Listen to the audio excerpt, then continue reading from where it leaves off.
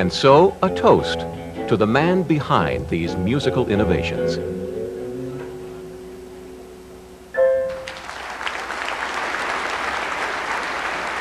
The National Inventors Hall of Fame is pleased to induct Les Paul.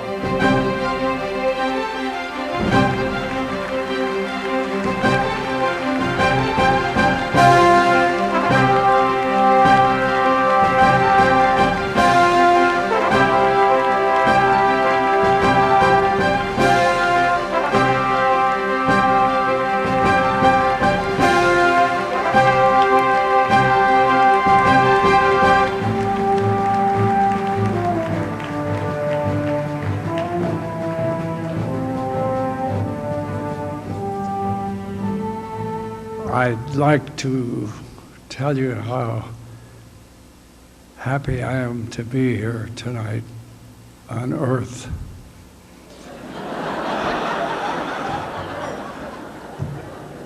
Seriously, of all my dreams, this is the last dream I never thought would happen, to be here and inducted into the Hall of Fame. I'm very grateful for everybody that believed what I did in my lifetime. And above all, I couldn't help but think, looking backstage, at how interesting it was that upstairs is Mom and Dad saying, "My God, those kids are downstairs making all that noise." And the kids downstairs saying, "If it wasn't for Les Paul, we wouldn't have this." And I can't help but look back, not knowing at all that such a thing would happen, where somebody drove into a drive-in theater and wrote a note to the car hop, a little barbecue stand, and it said, "Red, your guitar and your harmonica are loud enough, but we can't hear the guitar." And I was singing into a telephone, playing through my mother's radio, working at this little barbecue stand near Milwaukee. And so I went home and told my mother that I'd find a way to make my guitar louder. And I filled it with socks and shorts, tablecloth, everything I could to muffle the sound so it wouldn't feed back. But that didn't work too well, so I filled it with plaster Paris. And that worked a little better. So then I decided, well, none of these things quite fulfill what I'm dreaming about.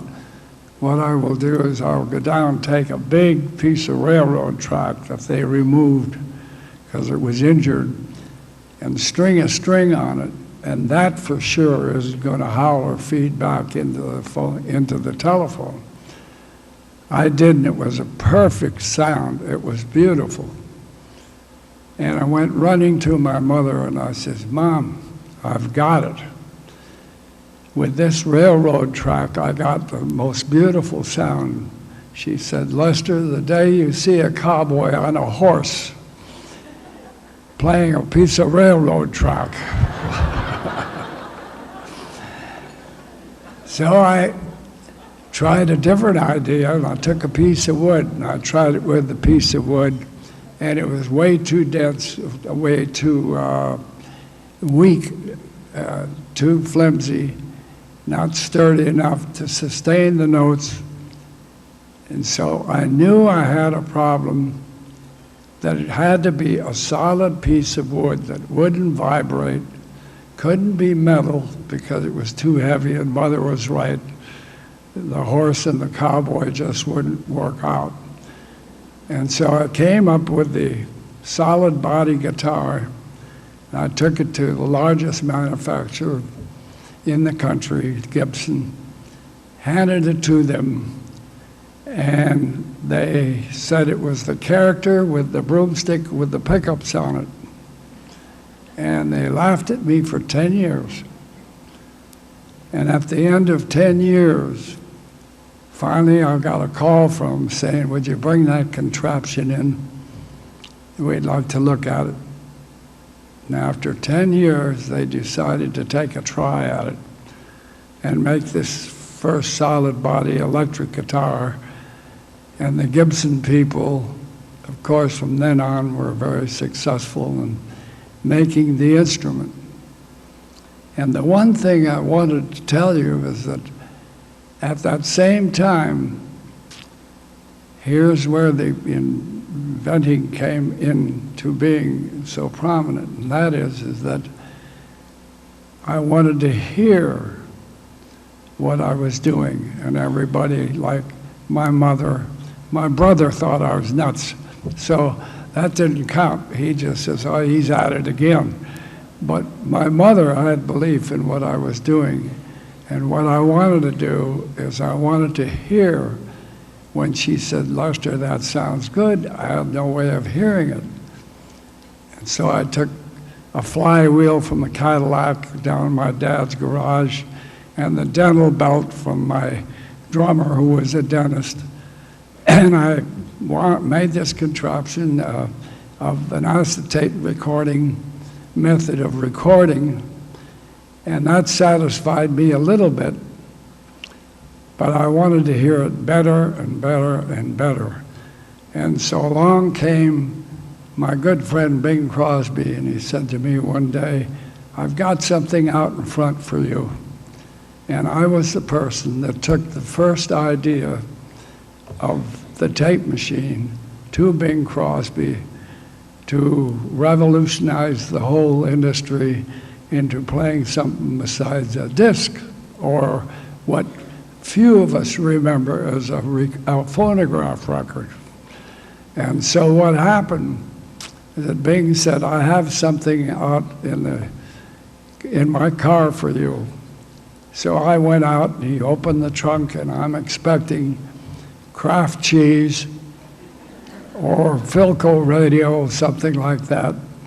To my surprise, here was this box with the handles on it, and he and I carried it in the back, and it was a tape recorder. And when I saw the tape recorder, Mary was doing the laundry, and that was my partner and my wife. And while she was hanging the laundry and doing her thing, I was recording one of my little radio shows that I did every week out in California. And the idea struck me that if I put a fourth head there, I could do everything. Mary and I could do everything with one recording machine. So I called Ampex, told them to please send me another head. So they thought I blew a head. But what I was doing is placing a head in front of the three heads that come with the machine. And so we got in our station wagon, and we're going across the country, and Mary's saying over and over to me, she's saying, but what if it doesn't work? Oh, I says, I'm sure it'll work. I says, here, look at it, look at the paper. That didn't mean much to Mary, because she kept saying it and saying it and saying it. And that went on until we were almost in Illinois, and we were heading for Chicago. And I began to wonder if Mary wasn't right, that the thing wouldn't work. When we got to Chicago, the most wonderful thing happened, and that is the head was waiting for me. I called some friends of mine that I knew in Chicago. They come over with a drill. We put the fourth head on this three-headed machine. I said to Mary, just say something. So she's 1, 2, 3, 4 testing. And then I says, hello, I love you, hello, hello, hello. And both voices come back.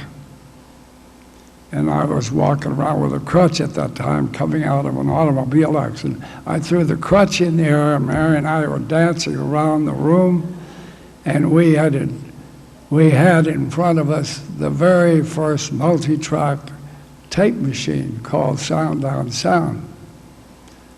And then it was 3 years later, from that came the big thing for us, and that is to take the electric guitar and her voice and multiply it into a glee club and an orchestra. And with this new invention, which is called multi-track recording, we were able to multiply Mary's voice into a glee club and my guitar into an orchestra. And of course, that just changed the whole recording industry. And of course, I think it changed everything in the way where you have to do multi-track recording in sync. And this is one of the happiest things that happened in my life. And along came Echo and a few other things that we threw in for good measure. And that made our whole lives change. And I only wish at this time that I was lucky enough to have Mary here to share this with me.